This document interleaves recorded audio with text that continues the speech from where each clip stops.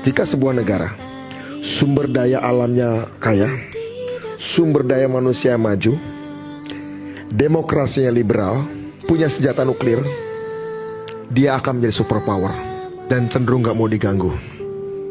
Di dunia cuma satu, namanya Amerika Serikat.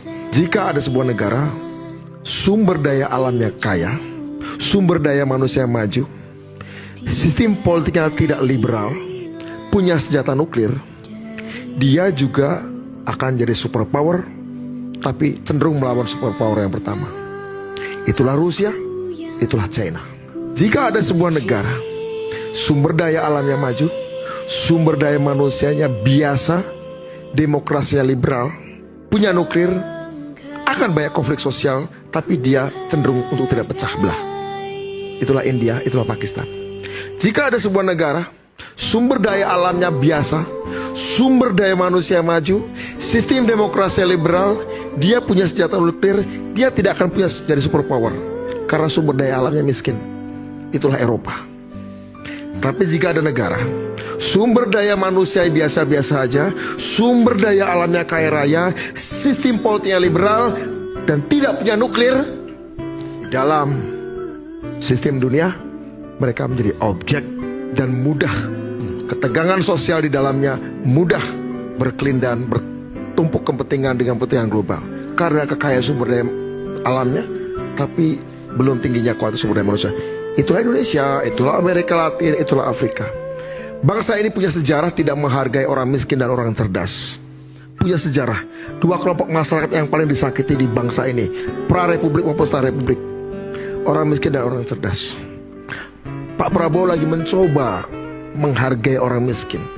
Sekolah rakyat, makan bergizi gratis, cek kesehatan gratis, sekolah unggulan Garuda di pelosok-pelosok daerah.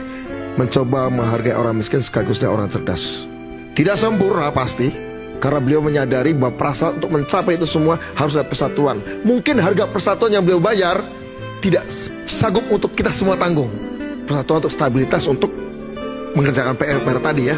Saya mengatakan, inilah proses dialektika. Inilah proses sejarah. Ini sedikit yang saya tahu, lesson learn yang saya dapat dari pengalaman saya menjadi itik dan sekarang belajar menjadi elang.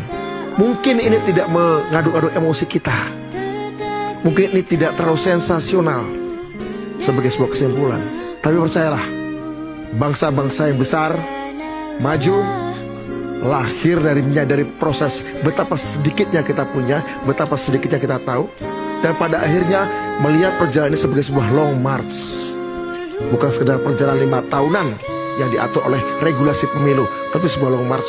Saya khawatir, saya takut, sama seperti Ferry, saya takut anak saya hidup di sebuah negara yang tetap begini-begini saja.